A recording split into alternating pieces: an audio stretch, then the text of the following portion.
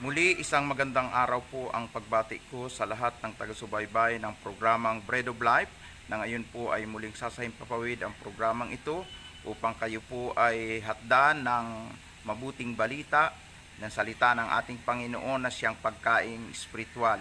Salamat na sa umaga pong ito tayo po ay muli narito para po maging instrumentong daluyan ng salita ng ating Panginoon na ito po ang nagbibigay sigla at lakas sa ating buhay pananampalataya. So, darako muna po tayo sa mahalagang pagbati.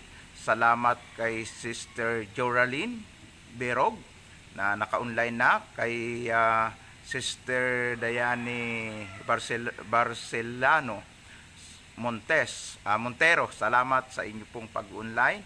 At kay Sister Merlita from Sultan Kudarat. Salamat po at kayo po ay naritong muli upang ako po ay samahan kay Sister Merna Tipasi at sa lahat ng mga mag-online pa. Magandang umaga po sa inyong lahat. Dito po sa mga nasa Pilipinas at doon sa iba nating mga taga-subaybay dyan po sa Amerika. Bumabati po tayo ng isang mapagpalang araw. Sister Sheila, good morning po. Good morning dito. Diyan po yata ay gabi at salamat na nandiyan ka na upang muli ay samahan kami sa aming pag-aaral sa salita ng ating Panginoon na siya pong pagkain ng ating buhay espiritual. Salamat din kay Sister Julie from Singapore po. Naka-online na din po siya. Sister Sheila po ay from San Jose, California. At marami ang ating mga taga-subaybay. Yung iba lang po ay late lang po silang nakakapanood dahil po yung sobrang aga po dito sa Pilipinas. Yung iba po ay nahihirapan na mag-online ng ganyang kaaga. Pero sabi ko nga sa inyo, ginagawa po natin ito ng ganitong oras dahil ito lang po yung time na medyo po maganda po yung signal dito po sa ating lugar. Salamat din kay Sister Mena from Japan at salamat din kay Sister Rowena, sa iba pang mga kay kay Brother Amit. Salamat sa inyo pong pag-online at samahan po ninyo ako sa akin pong sinasagawang pag-share ng atin pong daily bread. Magsasalo-salo pong muli tayo ngayong umaga. So batiin din po natin ang ating mga tagapakinig at taga-subaybay dyan po sa New Zealand, sa iba't ibang lugar ng New Zealand. Batiin din po natin ang mga kapatid at kamanggagawa po natin dyan po sa lugar ng Korea na sila rin po ay nag-online at nakikinig at nakikisa sa ating programa. At ganun din po ang ating mga tagapakinig po sa lugar po ng China, sa Hong Kong, sa Macau at sa iba pang mga bansa. Hindi ko man po mabanggit kung saan mang lugar kayo naroon ngayon, ay isang maalam na pagbati sa ngalan ng ating Panginoon. So, mayroon na po tayong regular na mga tagapakinig po dyan sa Japan. Salamat po at sila po ay nakikiisa sa atin pong programa. Purihin po ang Panginoon at dyan din po Sister Edita Valenzuela, Sister Annabel, magandang umaga po. Tayo po ay darako po ngayon sa atin pong salita ng Diyos na atin pong pagsasaluhan. Mga taga Mindanao, saan man kayong lugar ng Mindanao, mga taga Luzon, saan man kayong lugar ng Luzon. So, marami po kayo at natutuwa ako na ako po'y sinasamahan ninyo sa atin pong palagi ang pag-aaral. Kay Sister Ana Gonzales, salamat, good morning po. Kay Sister Marivic Di Guzman, salamat, good morning po sa inyo. Purihin ng Panginoon. So tayo po ay dumako na po sa salita ng Diyos na atin pong tatalakay ngayong umaga, ang Revelations chapter 7. So siguro po ay excited na po kayo. Kaya buksan na po ninyo ang inyong mga Biblia kung may hawak po kayong Biblia. Kung wala naman po, pakinggan po ninyo at babasahin ko po sa salin ng mabuting balita. To God be the glory. Hallelujah. Pagkatapos nito, nakita ko ang apat na anghel na nakatayo sa apat na sulok ng mundo. Pinipigil nila ang apat na hangin upang walang hanging umihip sa lupa, sa dagat o sa alinmang punong kahoy. At nakita ko ang isa pang anghel na galing sa silangan, nataglay ang tatak ng buhay na Diyos. Sumigaw siya sa apat na anghel na binigyan ng Diyos ng kapangyarihang maminsala sa lupa at sa dagat. Verse 3. Sinabi niya, huwag muna ninyong pinsalain ang lupa, ang dagat o ang mga punong kahoy hanggat hindi pa natin natatatakan sa noo ang mga lingkod ng ating Diyos. purihin ang Diyos sa pagkabasa ng kanyang buhay at makapangyarihang salita. Tayo po'y saglit na manalangin. Banal na Diyos, amang makapangyarihan sa lahat, sa umaga pong ito, muli po ay isasayang papawid ang programang Bread of Life, na kung saan ang pangunahing layunin po ay abutin at katagpuin ang pangangailangang espiritual ng lahat ng aking mga tagapakinig at taga-subaybay sa programang ito. Pagpalain po ninyo ang bawat isa na patuloy na maging bukas sa pagtanggap ng iyong salita. Hayaan mo, Panginoon, na maayos nila itong matanggap at sila'y mapagpala, mapalakas at mapasigla ang kanilang buhay espiritual. At ang iyong lingkod na gagamitin, Panginoon, minsan pa tinatalaga ko sa iyo ang aking sarili, gawin mo akong instrumentong daluyan, gawin mo akong alulod ng iyong mensahe sa ikapagpapala ng lahat ng aking mga taga-subaybay. Sa iyo po pinagkakatiwala ang mga nalalabing sandali, patnubayan po ninyo kami sa pangalan ng iyong anak na si Jesus. Ito po ang aming panalangin. Amen and amen. Purihin po ang Diyos. So, nagpapasalamat din po ako sa isang kapatiran natin from General Santos City na nagbigay po sa atin, pinadala po, pina-LBC po yung Bible. At ito po ay, sabi ko nga, gamit na gamit ko dahil yung Bible ko po ay medyo po natatanggal-tanggal na yung mga pahina. At salamat na ako po ay napadalhan po ng bagong Biblia. Pagpalain po ng Panginoon ang kapatirang yon. At salamat po sa aking mga taga-subaybay po dyan po sa General Santos City, sa Sultan Kudarat, Cotabato City, Davao del Norte, Davao del Sur, Davao Oriental, Davao Occidental, saan mang lugar kayo ng Pilipinas, maging dyan sa Kabisayaan, sa lugar po ng Leyte, pagpalain po tayo ng Diyos. So ngayong umaga, tatalakayin po natin ang Revelations chapter 7. Ang binasa po natin ay ilang talata lang po muna ito, 1, 2, 3 ng chapter 7 ng aklat ng Revelation. Pero po alam mo pa ninyo, ito pong tatlong bersikulong ito ay mayroon pong napakayamang mensahe. At mayroon pong mga kapahayagan na inihayag ng Diyos kay Juan na kanya pong isinulat dito po nga po sa aklat ng pahayag. Nung siya po ay naka-lockdown sa pulo po ng Patmos, ay pinasulat sa kanya ng Panginoon ang Book of Revelation na tinatawag nating aklat ng pahayag, sapagkat ang Diyos ay nagpahayag sa kanya. At ating tinalakay po nung mga nakaraang araw ang apat na sign o mga tanda ng huling kapanahunan na ang Panginoon ay sadyang magbabalik at magkakaroon po ng rapture.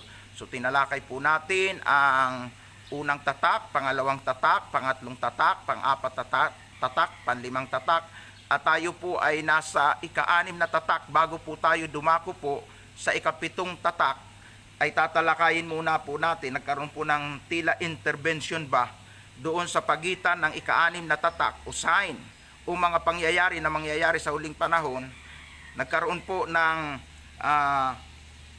kapahayagan. Bago po dumating ang chapter 7 ay mayroon pa pong isang espesyal na pahayag, nakalaki pa po sa ika-6 na tatak. So ito pong chapter 7 ng aklat po ng Revelation ay sabi ko nga sa inyo, 3 talata lang po yung binasa natin, pero napakalawak po ng tatalakayin natin dito. Una po ay yung patungkol po sa 4 na anghel. Sino po at ano yung 4 na anghel? At ang pangalawa po ay yung 4 na hangin na pinipigil ng isang anghel. Na yung 4 na anghel ang siya pong binigyan ng otorisasyon para po yung hangin na yun ay umihip sa 4 na sulok ng mundo para gumawa po ng matinding pinsala. At yung ika-3 po dyan ay yung anghel na taglay ang pantatak ng Diyos na buhay. Hallelujah. So 3 po yung nabanggit ko, natatalakayin natin sa 3 talata. Una po ay ang 4 na anghel.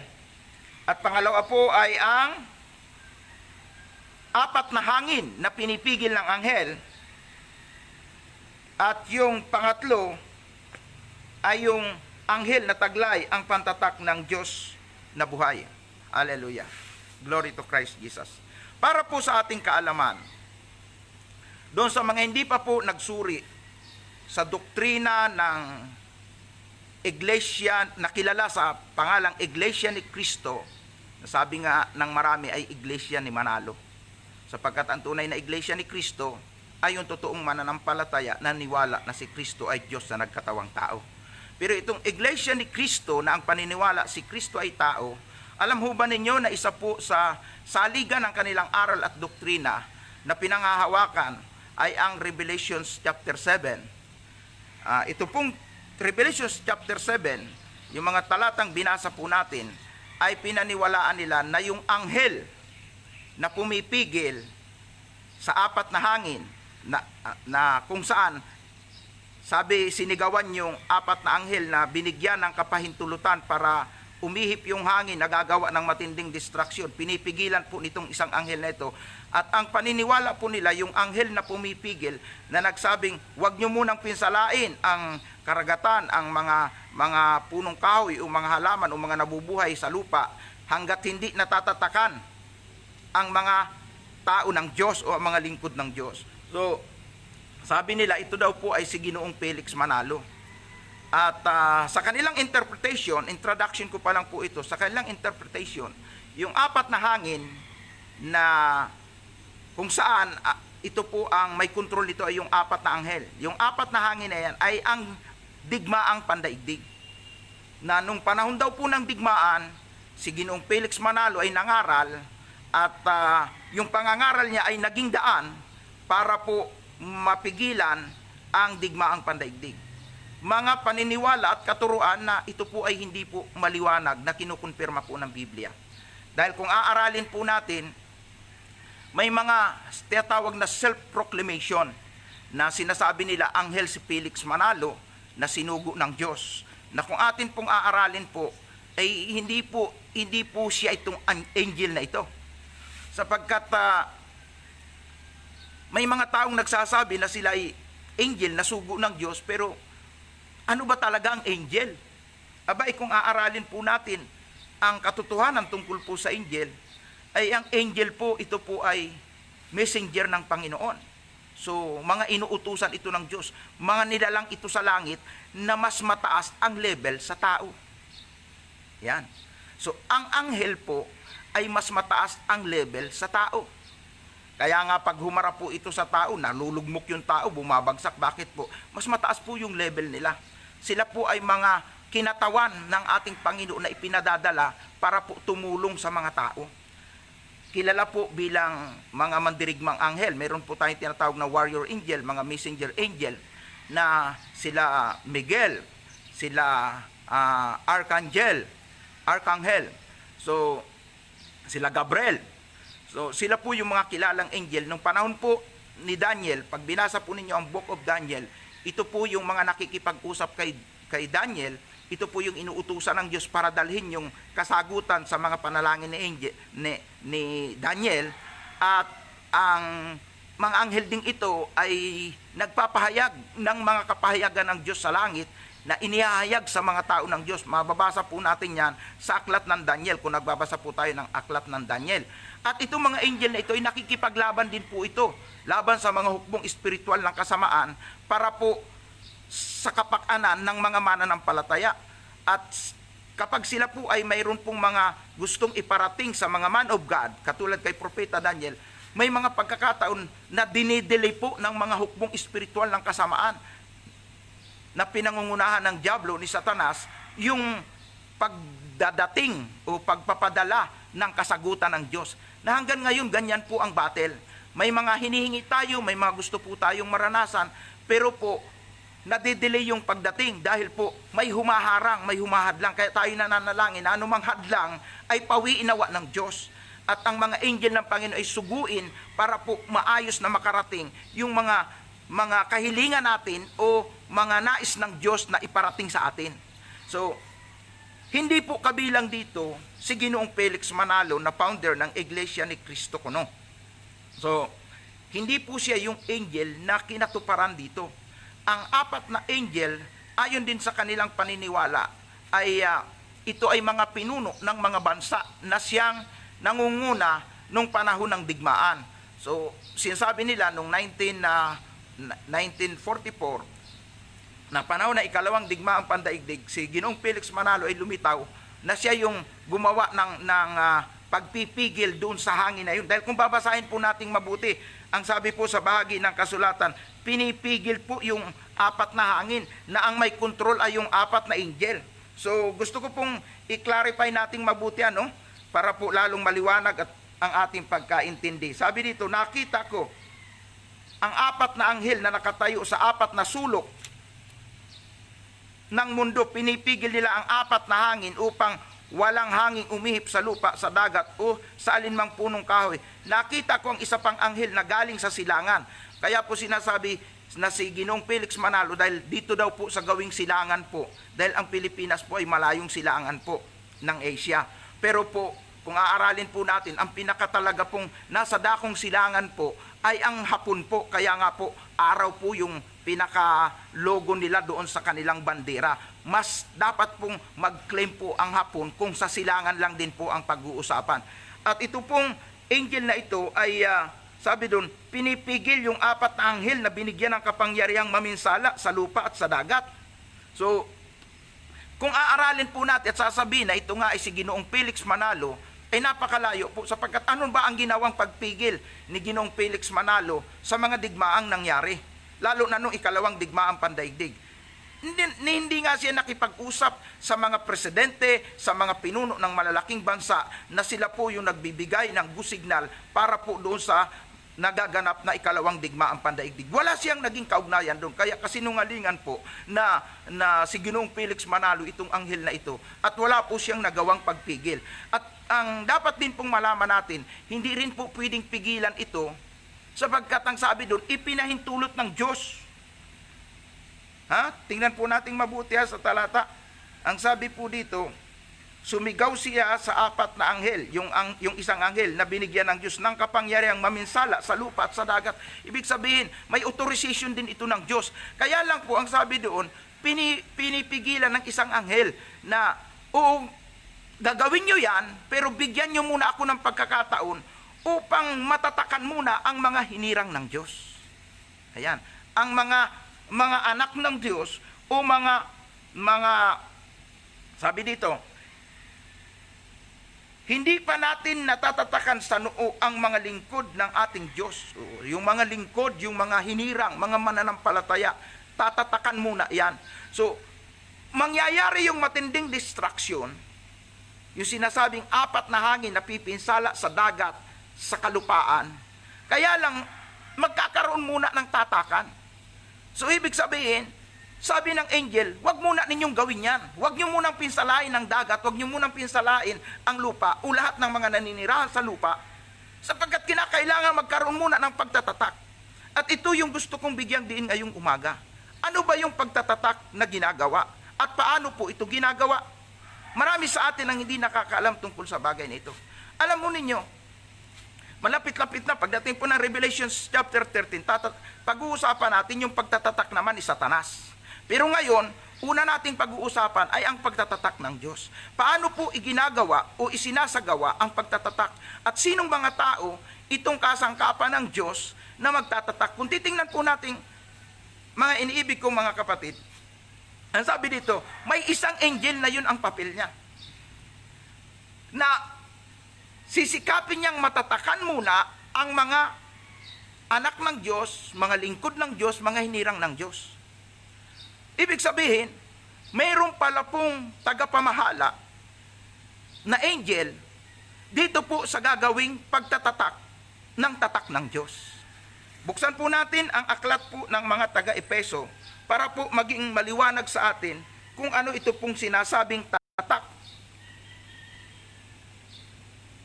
Tatak ng Diyos na dapat gawin sa mga tao. Okay. Verse 13 ng Epeso 1. Okay. Ephesians chapter 1, verse 13. Kayo may naging bayan ng Diyos nang kayo'y manalig sa Kanya, matapos ninyong marinig ang salita ng katotohanan, ang mabuting balita na nagdudulot ng kaligtasan, kaya't ipinagkaloob sa inyo ang Espiritu Santong ipinangako ng Diyos bilang tatak ng pagkahirang sa inyo ng Diyos. So, ano po yung tatak? At paano po na isasagawa ang pagtatatak sa mga tao? Ang tatak po ay ang Espiritu Santo na ipinagkakaloob ng Panginoon sa lahat ng mga nanalig matapos silang mapangaralan ng mabuting balita ng kaligtasan. Amen. So ibig sabihin, para ang tao makaranas ng tatak ng Diyos na buhay, ay kinakailangan makatanggap sila, mapangaralan sila ng mabuting balita ng kaligtasan tungkol kay Kristo. At pag sila'y sumampalataya, sabi doon, ipagkakaloob sa kanila ang Espiritu Santo, o tatanggapin nila ang Espiritu Santo bilang tatak ng Diyos. Bilang tatak sa mga hinirang. So ngayon, naiintindihan na po natin, paano po isasagawa ang pagtatatak? Ano po ang magtatatak? Ano yung tatak? Ayan. So, maliwanag po na isinasagawa o maisasagawa ang pagtatatak ng Diyos na buhay na walang iba kundi yung Espiritu Santong ipinagkakaloob sa mga mananampalataya sa pamamagitan ng pangangaral ng mabuting balita. Kung ang tao ay tumanggap sa Ebanghelyo, tumanggap kay Kristo, doon siya tatatakan ng Espiritu Santo bilang tanda na siya'y hinirang, pinili ng Diyos. Alam mo ninyo, pag ang Antichrist po nagtatak, iyon din ang katunayan na ikaw ay hinirang papuntang impyerno, na ikaw ay pinili upang sumaiyo ang espiritu ng diablo, ang espiritu ng Antikristo. Kaya pag ang tao natataka na, ibang espiritu nang mag-ooperate sa kanya kasi selyado na siya bilang pag-aari ng Antichrist.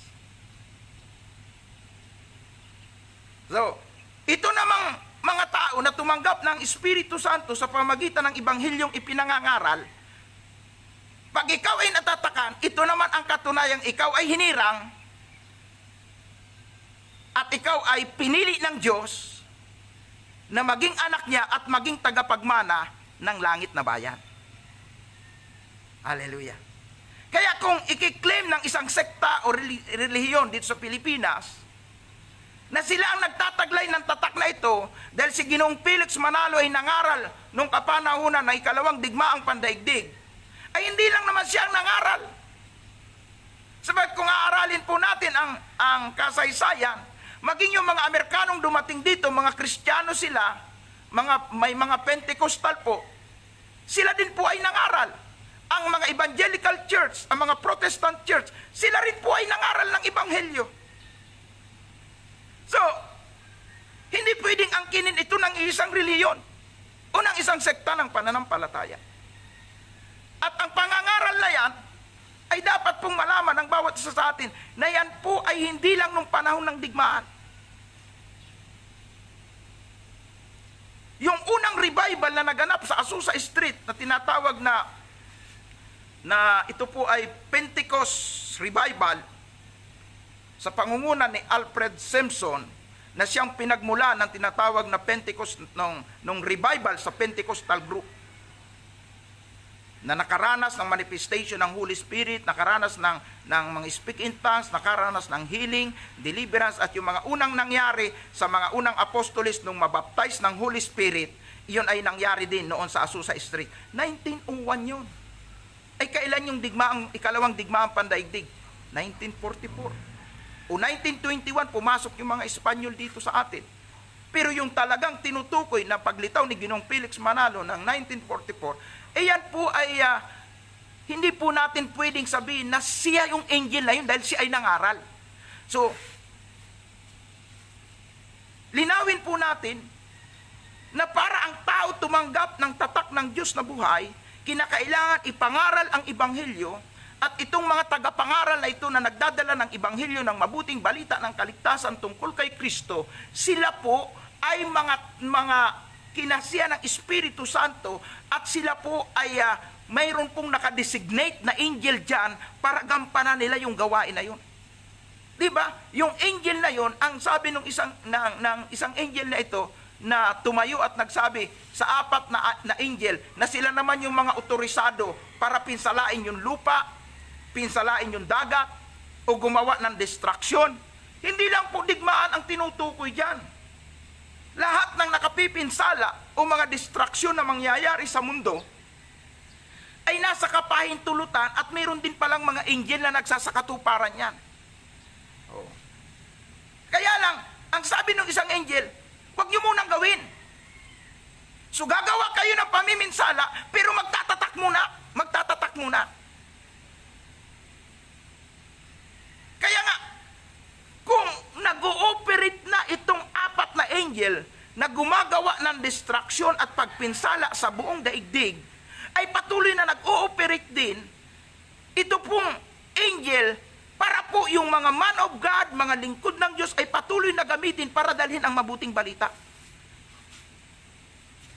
Sabi ng angel, binigyan kayo ng kapangyarihan na pinsalain, pero teka, hayaan nyo munang matatakan yung mga lingkod ng Diyos, matatakan yung mga pinili ng Diyos, matatakan yung mga anak ng Diyos.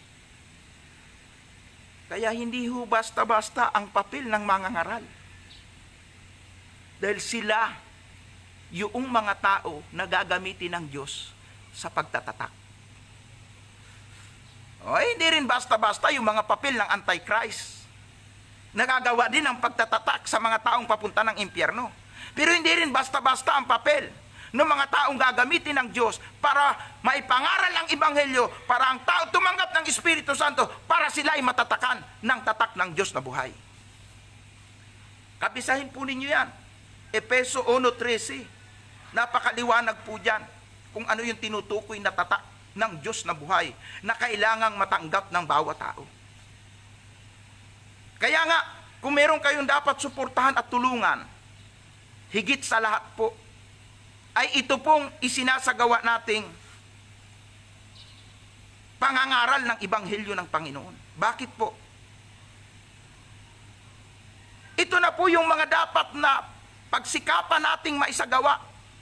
Dahil nasa huling panahon na po tayo. Agawan na po yan. Ang dyablo po, nagsasagawa na po ng pagtatatak sa mga papunta ng impyerno. May mga batayan na po tayo, may mga naka-forward na po sa akin na mga message na may mga video clip kung paano ini-implement yung pagtatatak ng dyablo. Dapat wag po tayong magpahuli. Dahil ito pong pangangaral ng Ebanghelyo, ito yung daan para matanggap ng tao ang Espiritu Santo na siyang tatak ng Diyos na buhay sa bawat mga mananampalataya. At pakatandaan po ninyo, kapag kayo ay tinatakan ng Diyos, pag-aari kayo ng Diyos, hindi kayo pwedeng maagaw ng dyablo. At handa kayong ipagtanggol, handa kayong tulungan, suportahan ng Diyos sa lahat ng oras, sa lahat ng pagkakataon pag mayroon kayong tatak niya o tatak ng Holy Spirit. Bigyan ko kayo ng halimbawa. Hindi po kayo basta mananakaw, hindi po kayo basta maaangkin ng sinuman pag kayo ay selyado na ng Holy Spirit. Alam po ninyo, doon po sa mga probinsya, pag ikaw po ay may pag-aari ng kalabaw, baka, kaya kabayo, so pupunta ka doon sa parehistruhan sa Bureau of Animal Industry ba yun? Pagkatapos po, sasabihin mo mayroon kang baka, mayroon kang kalabaw, o kaya kung kabayo yung pag-aari mo. So, pupunta ngayon ang mga taga Bureau of Animal Industry. Pagpunta dun sa iyo, may mga dala po yung pantatak. Yung bakal po na binaluktot, kung anong pangalan. Halimbawa sa akin, ako po ay Rodrigo Bacos. Nakasusog po doon sa aking pangalan yung itatatak. Ang ilalagay, ang gagawin nilang bakal na pantatak, yun po ay RB. RB po yan. Tapos may bilog po yan, nakalagay po doon sa loob, RB. Bilog pong ganun. So, babagahin po yun sa apoy. Pagkatapos po, yung kung baka o kalabaw o kabayo yung tatatakan, ilalagay po sa gawing balikat. Nakabaga po yan, ididikit po doon. So, halos lumukso po ang kabayo yan o kung kalabaw yung tatatakan. At dito po sa pigi. So, sugat na sugat po yan. Paglipas ng ilang panahon, gagaling po yan. Nakatatak na po doon yung pangalang RB. Na ang ibig sabihin, pag-aari ko yung hayop na yun. Nakuha po na yun. Siguro, may mga experience naman kayo, may mga alam naman kayo sa mga nakatira sa probinsya, sa mga nagkaroon ng kalabaw, o doon sa wala namang alam, dahil nandiyan kayo sa city, diyan na kayo lumaki sa syudad, ipinaliliwanag ko po sa inyo. So, may ginagamit pong pantatak. So, halimbawa ako, ang aking kalabaw ay may tatak na RB, ibig sabihin ako ang may, pagmamayari ko yon, may dokumento yon na nakasusot sa aking pangalan. Yung kalabaw na yon, kalabaw po yung gagamitin ko, na may tatak ng pangalan ko, pag yun po ay nakawala sa pagkakatali, at kung saan po pumunta yung kalabaw na yon, hindi pwedeng angkinin kahit na po may mga makakuha niyaan, makakita niya, hindi nila pwedeng angkinin. Ito, nakuha ko itong naglalayas na kalabaw na ito, sa akin na ito. Hindi po pwede. Pag iyan po ay tinrace ng authority o ng mga nasa otoridad, halimbawa, dumaan po kayo ng checkpoint, kini-checkpoint po kasi, halimbawa, nagsakay ka ng kalabaw, yung kalabaw ko na isakay doon sa isang truck, ibibiyahe para ibenta. Pag na-check po yan ng mga nasa otoridad, titingnan agad nila yan. Doon sa balikat at doon sa pigi, titingnan agad nila yung tatak. Pag tiningnan nila yung tatak, RB, hahanapin ngayon yung may dala, hahanapin yung papilis. Nasaan ang hawak mong papilis dito? Ito ang tatak nito. Mayroon ka bang dokumento nito? Pag wala siyang napakita, ang ibig sabihin, hindi niya pwedeng angkinin yun, hindi niya pwedeng ariin, ninakaw niya yun. Nakuha po ninyo. Ngayon, ititrace, sino ba yung may-ari nito, RB na ito? Pag tinignan doon sa record ng Bureau of Land, na Bureau of Animal, pag tinignan doon, kay Rodrigo Bacos ito. Taga Bicol. Hindi pwedeng angkinin ng sino man dahil nakatatak yung pangalan ko. At ako bilang may-ari, ilalaban ko yun dahil pagmamay-ari ko yun. Na hindi pwedeng angkinin ng sino man, hindi pwedeng ibenta ni inuman, hindi nila pwedeng katayin yan, hindi nila pwedeng galawin yan, sapagkat pagmamay-ari ko yan, ilalaban ko yan. Ayun. Sa ginamit ko pong halimbawa, gusto ko pong buksan ang puso at isipan ng bawat isa sa inyo. Pag kayo po ay nanampalataya, tumanggap sa Panginoon, tumanggap sa kanyang banal na ebanghelyo, tinanggap nyo si Jesus, at ang Espiritu Santo ay tinanggap ninyo at nabaptize kayo ng Holy Spirit, kayo po ay may tatak na. Ang tatak nyo ay tatak ng Diyos na buhay, na kayo ay anak ng Diyos, kayo ay pagmamayari ng Diyos. So ang diablo na parito para magnakaw. Tandaan po ninyo, diba? John 10:10, na parito siya para magnakaw, pumatay, at sumira. Yun ang gawain ng diablo. Ngayon, ito minsan mga natataka na ng mga Kristiyano, mga anak na ng Diyos, ay may mga ginagawa na kaparaanan ang diablo para po sila po ay maihiwalay sa Diyos. Ninanakaw sila. Ninanakaw. Kaya minsan mananampalataya na, Kristiyano na, may salita na ng Diyos, may tatak na ng Diyos, magugulat ka.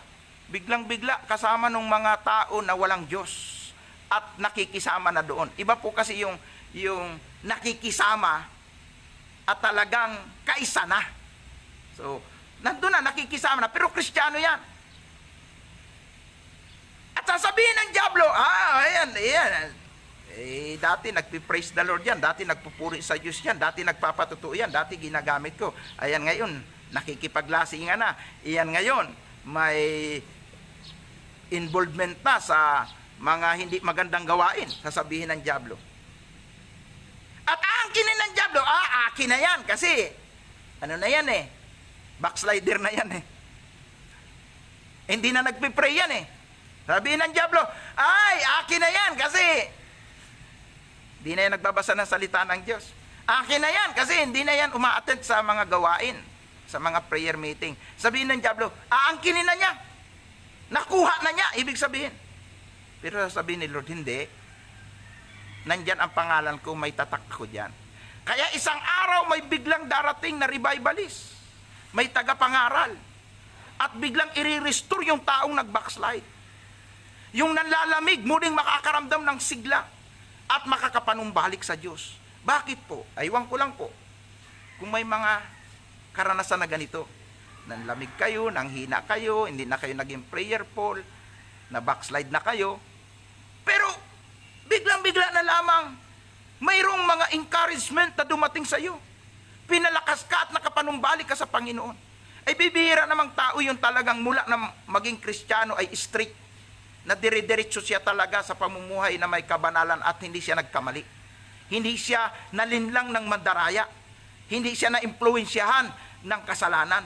So bibihira po yung ganon, na perfect na yung buhay niya. Marami po talaga. Sabi ko nga, bago ako ginamit ng Panginoon bilang isang mangangaral, hindi ko matandaan kung ilang beses ako bumagsak, kung ilang beses ako ibinangon, kung ilang beses ako nakaranas ng panghihina, kung ilang beses ako muling pinalakas. Maraming beses di ko matandaan, pero napakasagana ng grasya ng Panginoon sa buhay ko. Bakit po? Na-aksidente na po ako, halos namatay na po ako, 3 times ako nakaranas ng karanasan ng kamatayan. Pero bakit po ako nakarecover at muli nagpapatuloy sa gawain ng Panginoon? Kasi po nang tanggapin ko't manampalataya ako sa Panginoon, may tatak ako ng Espiritu Santo. Kaya kahit na po anong gawin sa akin ng dyablo, iba't ibang mga pahirap, kung saan-saan po ako dinala, kung saan-saan po ako nakaranas ng hirap, nandun at nandun pa rin na ako'y sinusubaybayan ng Panginoon. Bakit? Pag-aari niya ako, may tatak ako ng Diyos. Ipinaglalaban ako ng Diyos. Gayon din ang buhay ng bawat isa sa atin. Kaya napakahalaga ng isang tao ay baptize ng Holy Spirit, may katunayang ikaw ay pag-aari ng Diyos. Kasi kahit anong mangyari, balibaliktarin ka man ni Satanas, anumang sakit, pahirap ang gawin sa iyo, hindi ka pababayaan ng Diyos. Darating ang saklolo galing sa langit dahil pag-aari ka niya. Hallelujah. Ikaw ay mamamayan ng langit. Citizen ka ng kalangitan. Hindi ka taga-mundo. Kaya darating lagi ang anghel para ikaw ay sakluluhan sapagkat may tataka ng Diyos. May tataka ng Espiritu Santo. Alam ko na maraming iba't ibang karanasan. Kung paano sila pinahirapan, paano sila binigyan ng sakit, nagkaroon ng aksidente, nagkawindang-windang ang buhay nila, nawalan sila ng direksyon. Pero bandang huli nakabalik sila sa Panginoon. Akala nyo ba gawa nyo yun? Hindi. Mayroong anghel na nangasiwa sa mga may tatak. Na yung anghel na yan na nangasiwa sa mga natatakaan, hindi yan papayag na tuluyan kayong angkinin ng dyablo. May tatak kayo ng Diyos pag-aari kayo ng Diyos. Sabi ko nga sa inyo, halimbawa yung kalabaw, kinuha, may tatak yun. Kung sino man ang aangkinon at gustong kumatay doon, aba, hahabulin ko yan at ipaglalaban ko yan, pag-aari ko yan, may tatak ako dyan. Ganyan din si Lord sa buhay natin. Minsan ang ginagawa ng dyablo, kung ano-ano ng mga masasalimuot na mga pangyayari ang ginagawa niya, pinapangyari sa buhay natin. Sakit dito, sakit doon, problema dito, problema doon, pag-uusig dito, pag-uusig doon, kahirapan dito, kahirapan doon. Iba-ibang mga negative circumstances nangyayari sa buhay natin. Akala natin pinababayaan na tayo ng Diyos. No! Kung may tataka ng Diyos na buhay, maniwala ka, darating ang saklolo sa langit para ikaw ay sagipin. Amen. Amen. Kaya nga kaibigan, kapatid kong minamahal, kung ikaw ay nakakaranas ng panlalamig, depresyon, at minsan ay parang gusto mo nang i-give up ang pananampalataya kay Lord, pero tinanggap mo siya, nanalig ka sa Kanya, at nabaptize ka ng Holy Spirit, ang Espiritu Santo ay sumasa iyo. Anuman ang nangyayaring discouragement sa iyo, anuman ang problema mo, anumang pinagdadaanan mo, anumang sakit na nandyan sa iyo, maniwala ka kung tinanggap mo si Jesus at ang Espiritu Santo ay nasa iyo at may tataka ng Diyos na buhay, sasakluluhan at sakluluhan ka niya. Amen. Amen. Kayo nga bilang tao, ginagamit ko lang halimbawa, pag talagang pag-aari nyo, aangkinin ng iba, ipagbibili,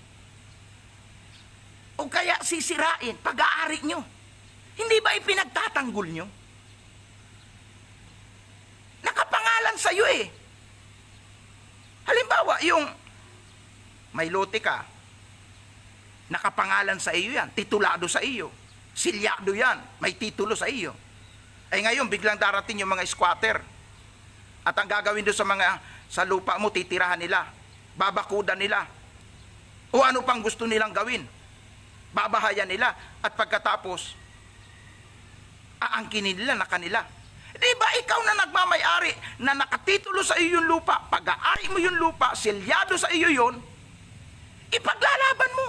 Hindi ka papayag na angkinin yan. Dahil ikaw ang tunay na nagmamay-ari. Ganon din ang ating Diyos. Maraming minsan mga nangyayari sa buhay natin. Ang daming mga panluluko ng dyablo, ang daming mga pandaraya. Nilulublob tayo minsan sa kasalanan. At gusto na niya tayong angkinin na tayo ay Kanya. Hindi papayag ang Diyos. Hindi papayag ang Diyos. Darating at darating ang saklolo galing sa langit para iligtas ka. Iyon yung papel nung isang anghel na tumatayo na sinasabi, huwag niyong pinsalain muna ang lupa, ang lahat ng naninirahan sa lupa, nabubuhay sa lupa. Huwag niyong pinsalain ang dagat. Kailangan matatakan ang mga tao ng tatak ng Diyos. Dahil iyon ang katunayang pag-aari ka ng Diyos. Ikaw ay ipaglalaban ng Diyos. Ikaw ay iingatan ng Diyos. Ikaw ay ililigtas ng Diyos. Ikaw ay tagapagmana ng langit na bayan ng Diyos. So, dahil doon sa tatak na tinanggap mo, mayroon kang tinatawag na kasiguruhan. Assurance. Assurance na ano? Ano man ang mangyari, yung pangako ng Panginoon. Hebrews 13:5, hindi ko kayo iniiwan, hindi ko kayo pinababayaan. Hindi naman yung sinabi para sa lahat ng tao. Sinabi lang yun sa mga anak ng Diyos. Sinabi lang yun sa mga mananampalataya. Ang may karapatan lang na umangkin ng mga salitang yon ay yung mga tao na may tatak ng Diyos na buhay. Hallelujah. Hallelujah. Kaya po, magtulungan tayo. Please. Suportahan po tayo. Ito yung papel namin. Patuloy na mangaral, patuloy na palakasin ang loob ng mga mananampalataya, ng mga Kristiyano, at ipaalala sa kanila na ikaw'y manalig, na ikaw'y tumanggap kay Jesus bilang Panginoon at iyong tagapagligtas. Silyado ka na, may tatak ka na ng Diyos na buhay. At itong tao na may tatak ng Diyos na buhay, yung mga napuspos, tumanggap ng Espiritu Santo, sila po yung qualified na kunin ng Panginoon pagdating ng rapture. At alam nyo ba kung bakit po hindi pa makalantad ng husto ang Antichrist? Bagamat kumikilos na ng palihim, marami nang ginagawa ang Antichrist para po sansalain, labanan ang pananampalatayang Kristiyano. Pero hindi po sila masyado pong makapenetrate pa. Hindi pa sila ganap na makalantad. Dahil tayong mga may tatak ng Diyos ang pangunahing kalaban nila. Sa tuwing tayo lumuluhod, nananalangin, humihingi ng pabor sa Diyos, yung lahat ng mga demonic force na kumikilos sa iba't ibang panig ng mundo sa ilalim ng kapangyarihan ng Antikristo, sa ilalim ng kapangyarihan ng demonyo, lahat po yan ay napipigilan. Akala po ninyo, yung ikaw ay nananalangin at lumuluhod, lalo na po kung tinatawag na congregational prayer, yung sama-sama kayo, nagdi-declare kayo against sa diablo, against sa mga demonic force, akala po ninyo basta-bastang gawain yan. No! Kung sa inyong lugar na kinalalagyan, nandyan ang mga kuta, nandyan ang mga kampo ng mga territorial demons, pag kayo po nagkakaisang nananalangin, ay para po kayong nagbabagsak sa kanila ng atomic bomb. Na-scattered po sila. Nawawasak ang mga puwersa, ang mga tanggulan nila'y nawawasak. Yung mga kampo nila nasisira. Kaya nga, pag ang church prayer pool, Hindi talaga makapenetrate ang gawa ng dyablo dahil ang panalangin ng mga Kristiyano, yan ay sapat para wasakin ang gawa ng dyablo. Kaya nga po ini-encourage ko po kayo, mga iniibig ko mga kapatid at mga kamanggagawa, lagi po tayong magpapanalanginan sa isa't isa. Maging ang inyong lingkod. Nasabi ko nga sa inyo, kaming mga mangangaral ang instrumento ng Panginoon para yung mga tao na walang tatak ng Diyos na buhay, sila po ay makatanggap ng tatak. Pag sila'y sumampalataya, tinanggap ang Ebanghelyo, tinanggap si Jesucristo, ang Espiritu Santo, Efeso 1:13, ay itinatak sa kanila. So kami yung kasangkapan para po ito ay magawa. At dapat nyo po kaming laging suportahan ang panalangin dahil ang kaaway ay laging nag-aabang, nag-aanap ng pagkakataon para kami ay pahinain, para kami ay pabagsakin, para kami ay mapahinto sa aming ginagawang pangangaral. So, ang papel ninyo, suportahan kami sa panalangin. Hindi lang po sa panalangin, kung anuman ang kaya ninyong isupport sa amin. Kailangan po namin yan para patuloy naming magampanan ang misyong ito. Kami yung mga kasangkapan nung angel na yon na sinabi, huwag mo nang pinsalain yung mga tao hanggat hindi natatatakan, magtatatak pa kami. Kami yun na ginagamit ng Diyos na siyang susi para ang tao makatanggap ng tatak ng Diyos na buhay. Kaya nga mga iniibig kong mga kapatid, hindi po ako nanghihingi ng anuman. Pero kung kayo inuudyo ka ng Panginoon na kami ay tulungan ng anumang tulong na kaya niyong ipadala sa amin, ay bukas po ang palad namin. Dahil hindi pa po kami espiritu, tao pa rin po kami. May pangangailangan, may nararamdaman, may maintenance pa rin. Kailangan pa rin namin ang tulong ng mga taong may puso na tumulong sa mga taong ginagamit ng Diyos. O katulad dito, yung pinadala sa aking bagong Bible. Isang malaking tulong ito sa akin. Kasi kailangan ko na talagang bumili ng bagong Bible kasi yung ginagamit kong Bible, nagpipiklas-piklas na yung mga pahina. Salamat sa tao na inudyo ka ng Panginoon na ako po ay padala ng Bible from General Santos City. Kahapon ko lang po nakuha.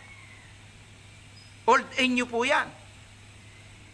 Salamat po sa organisasyon na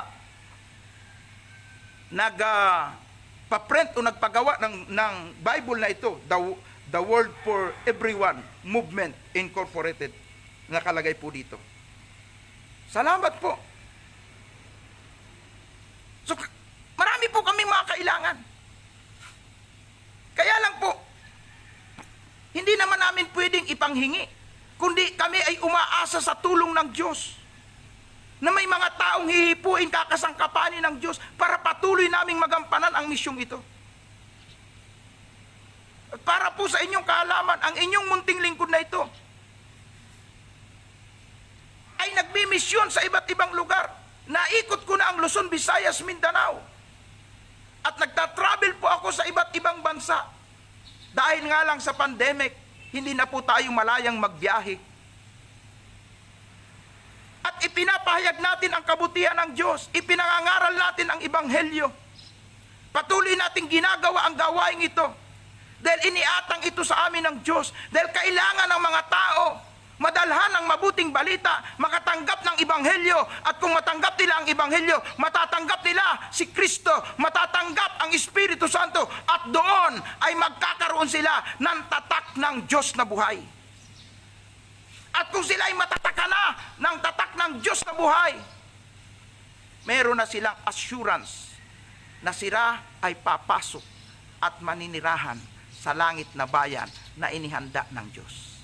At kung ikaw ay kasama doon, sa mga tao na tumanggap kay Jesus, tumanggap ng Espiritu Santo, may tatak ng Diyos na buhay, kasama mo rin sila, kasama mo rin ako, sama-sama tayong titira doon sa palagiang tirahan natin sa langit.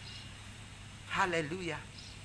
Ang pinakaasam natin, hindi yung karangyaan, hindi yung buhay sa kasalukuyan na pansamantala lang. Lahat tayo ay pansamantala lang, hindi po tayo taga rito sa mundo. Lahat ng may tatak ng Espiritu Santo na pag-aari ng Diyos, sabi ni Jesus, ako'y pupunta doon. Chapter 14 ng aklat ng Juan, sa bahay ng aking ama ay maraming silid. Ako'y pupunta roon upang ipaghanda kayo. Pag naihanda ko na ang lahat, babalikan ko kayo para kung saan ako nakatira ay doon din kayo manirahan. Na ang ibig sabihin, tayong mga mananampalataya, tayo na may tatak ng Diyos na buhay, ay pansamantala lamang sa mundong ito. Hindi tayo palagian dito, hindi tayo magtatagal dito. Mabuti na yung abutin ka ng 100 taon sa mundong ito. At kung ikaw ay 50 taon na, ay mabuti na yung tumagal ka pa ng another 50 years.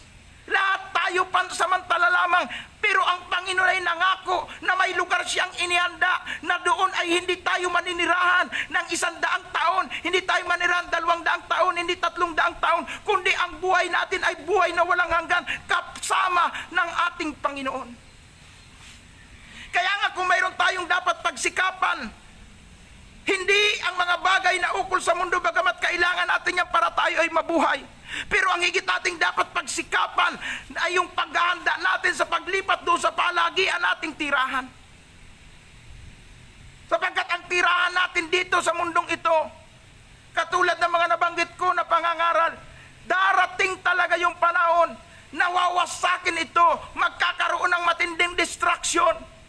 Nakaready na yung 4 na injil na mamamahala para doon sa 4 na hangin na pipinsala. Kasama na po dyan yung mga binanggit ko sa mga unang tatak, pangalawang tatak, pangatlong tatak, pang-4 na tatak, na ipinakita po ng puting kabayo, inilarawan sa pangitain ni Juan sa puting kabayo, pulang kabayo, itim na kabayo, maputlang kabayo. Iyon po yung binigyan ng kapamahalaan para po gumawa ng matinding distraction, pagsira at pagwasak sa mundong ito. So hindi ito talaga yung lugar na para sa atin. May magandang lugar na inihanda ang Panginoon na dapat pakamithin natin, na dapat paghandaan natin. Huwag tayo magpaisi-isi dahil kailangan po maging masigasig, maapoy tayo sa pananampalataya, dahil sa muling pagbabalik ng Panginoon, ang kukunin niya ay yung mga taong totoong naghanda. Huwag ninyong payagan at pabayaan na ang tatak ng Diyos na buhay sa inyo, sa bawat isa sa atin, ay burahin ni Satanas. Hallelujah! Hindi niya tayo tinawag para tayo parusahan. Hindi niya tayo tinawag para tayo kastiguhin. Hindi niya tayo tinawag para tayo pabagsakan ng mga salot, maging biktima ng salot. Hindi niya tayo tinawag para tayo ay bagsakan ng atomic bomb pagdating na nagkaroon ng malalang digmaan. Hindi niya tayo tinawag para tayo po ay imasakir lang. Hindi niya tayo tinawag para tayo ipugutan ng ulo, bagamat may mga nakatakdang pugutan ng ulo. Tayong lahat ay tinawag ng Panginoon sa isang perpektong pagkakatawag para tayo po ay magmana ng langit na bayan at ng buhay na walang hanggan. At iyon ay mararanasan lamang natin, mga iniibig kong mga kapatid kamanggagawa, sa inyong lahat ng mga tagapakinig. Mararanasan lang natin yung napakagandang pangako ng Diyos. Mararating lang natin ang magandang lugar na inihanda ng Diyos kung tayo po ay patuloy at magpapatuloy sa ating pananampalataya, na hindi po tayo liliko sa kaliwa at kanan, at hindi po tayo magpapalamig-lamig, kundi tayo po ay patuloy na magpapalakasan sa ating pananampalataya, katulad ng ginagawa natin ngayon sa pamamagitan ng live streaming na ito, ng pangangaral na ito. Ipinararating sa inyo ng Diyos ang mahalagang mensahe na ikaw ay inaabot niya, nire-restore ka niya, pinatitibay ka, pinatatatag ka sa iyong buhay pananampalataya, para kung dumating siya ngayon, bukas o makalawa, makwalified ka at tayong lahat ay sama-samang pumasok sa langit na bayan at magkamit ng buhay na walang hanggan na ipinangako ng ating Panginoon. Purihin ang ating Diyos, luwalhatiin ang ating Panginoon. Oh, glory to Christ Jesus. Ganito po ako kaalab na mangaral at magpahayag ng mensahe ng Panginoon, sapagkat masidhi ang pagnanasa ng aking puso na maipaabot sa inyo ang misyon ng isang angel na kailangan maipalaganap ang pagtatatak ng Diyos, ng tatak ng Diyos na buhay sa bawat tao. At kung ikaw ay natataka na, huwag kang makuntito, okay na, Kristiyano na ako, natanggap ko ng Holy Spirit, may tatak na ako, masaya na ako. No. Sabi ni Apostol Pablo, 2 Timothy chapter 2, anak, ang mga aral na narinig mo sa akin ay kailangang maipangaral din sa mga taong mapagkakatiwala ang mangaral sa iba. So ang ibig sabihin, kung tinanggap mo na yung aral, tinanggap mo na si Kristo at may tatakan na ng Diyos, huwag kang makontento. Magkaroon ka ng burden, magkaroon ka ng compassion para sa mga tao na hindi pa nakakatanggap dito. Sa mga tao na hindi pa nakakatanggap sa Panginoon, sa mga taong hindi ligtas, kailangan tayo magtulungan, kailangan tayo po'y magkapit-bisig, magsuportahan po tayo sa panalangin, at kung ano yung kaya nating isuporta, gawin po natin, sapagkat ang tagumpay ko ay tagumpay ninyong lahat. Na kapag tayo po ay nakapagligtas ng maraming mga kaluluwa, kung ako po yung kinasangkapan ng Diyos para sila'y matatakan ng tatak ng Diyos na buhay na dili iba't ang mabuting balita, ang ebanghelyo na ipinangangaral sa kanila, na matatanggap nila yung tatak ng Diyos na buhay na walang iba kung hindi yung Espiritu Santo. Pag sila po ay nakatanggap, dahil ako'y tinulungan ninyo para makarating doon, makapag-mission doon, makapangaral doon, at sila po ay nakatanggap sa ating Panginoon at tatatakan ng Diyos na buhay. Hindi lang po ako yung may gantimpala, ikaw na tumulong sa akin, ikaw na sumuporta sa akin, ikaw na nagbigay ng pamasahe sa akin, ikaw na nagpakain sa akin, ikaw na nananalangin sa akin, ikaw ay kasama din sa gagantimpalaan, dahil hindi ko mararating yon at hindi madadala ang ebanghelyo, hindi matatatakan yung mga tao kung hindi mo ako tinulungan. Kaya sa pamagitan ng ating pagtutulungan at pagmamalasakitan sa isa't isa, tayo pong lahat ay gagantimpalaan. Lahat ng may mga tatak ng Diyos na buhay, pagdating ng araw ay magmamana ng langit na bayan, titira sa mansyon na inihanda ng Diyos sa langit, at mabubuhay na maligaya, mabubuhay na may kapayapaan, mabubuhay na may kagalakan, at mabubuhay ng buhay na walang hanggan. Purihin ang Diyos na buhay. Glory to Christ Jesus. Hallelujah. Ako po'y inspired mga aral. Dahil yung atin pong pinag-uusapang bersikulo, very inspiring po ito. Kung paano maipaabot sa mga tao ang mabuting balita, ang aral ng ebanghelyo, paano sila makatanggap, at paano nila mararanasan ang tatak ng Diyos na buhay. Hallelujah. Glory to Christ Jesus. Kaibigan, kapatid kong minamahal, hindi na po ako pakakahaba. So may bukas pa naman, dahil araw-araw po natin ito ginagawa. Samahan po ninyo akong muli. Kung kayo'y napagpala sa atin pong pag-aaral ngayong umaga at sa pangangaral ng inyong lingkod, muli, i-forward po ninyo sa inyong mga kaibigan, sa inyong mga katyat, para po sila rin ay makarinig ng aral ng ebanghelyo na siyang susi para maranasan nila ang tatak ng Diyos na buhay. Hallelujah. Hallelujah. Ngayon tayo po ay darako po sa atin pong pananalangin. Muli, kung ano po yung mga prayer request nyo, mga pangangailangan nyo, nais nyo sa Panginoon, ilapit po natin ito. Maniwala po tayo na ang Diyos ay laging sumasagot sa ating mga panalangin. Glory to Christ Jesus. Hallelujah. Hallelujah. Sige po, sa loob ng ilang saglit sabihin po natin ang ating mga prayer requests.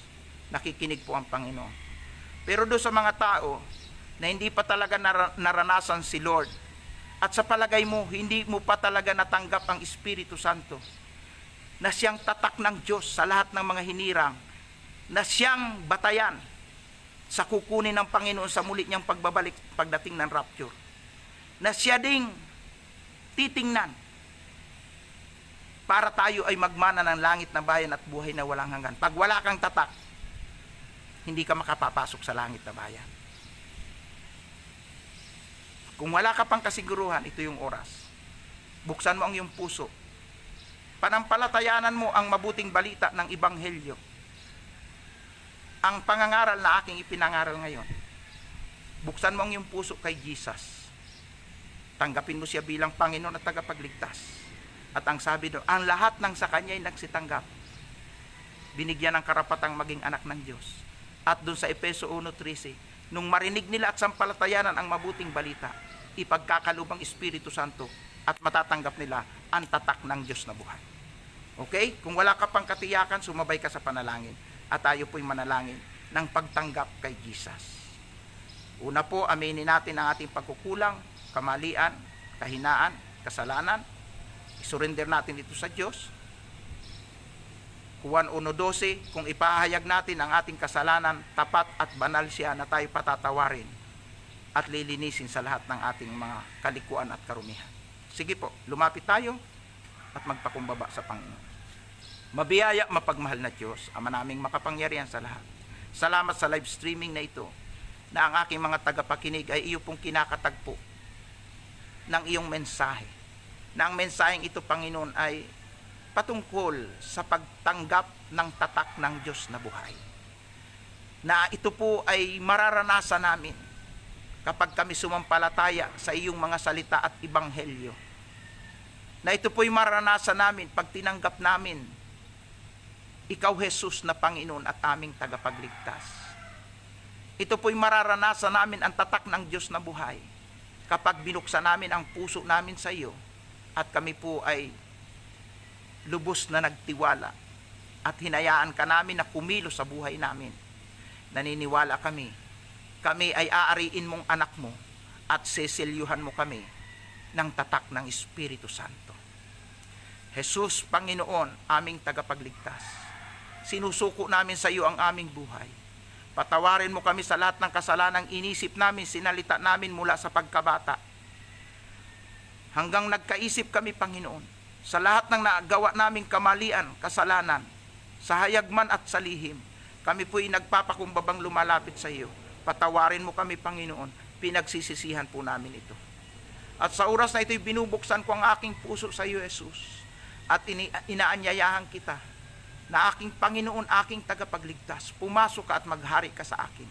Mula ngayon, ako ay tanggapin mo bilang anak mo, at higit sa lahat, Panginoon, na nais kong maranasan ay ang tatak ng Diyos na buhay, ang iyong Santong Espiritu. Nananalig ako, Panginoon, nang ako'y tanggapin mo na ngayon bilang anak mo, kaalinsunod nito ay siselyuhan mo ako, tatatakan mo ako ng iyong Santong Espiritu. Salamat po sa biyaya ng kaligtasan na kaloob po ninyo. Salamat po sa mabuting balita. Sa pangalan ng Ama at ng Anak ng Espiritu Santo, ito po ang aking dalangin. Amen. Huwag na po kayong sumabay sa panalangin at ako na lang po ang manalangin. Muli, ang mga prayer request at pangangailangan po ng bawat isa ay ipaabot natin sa Diyos. Magkaisa po tayo at kung binanggit na po ninyo ang inyong mga kahilingan, ang mga prayer request, tayo po ay muling manalangin. Panginoon, narito po ang aking mga tagapakinig sa programang Bread of Life. Itinataas ko po sila sa iyo, sang-ayon sa kanilang mga kahilingan sa iyo.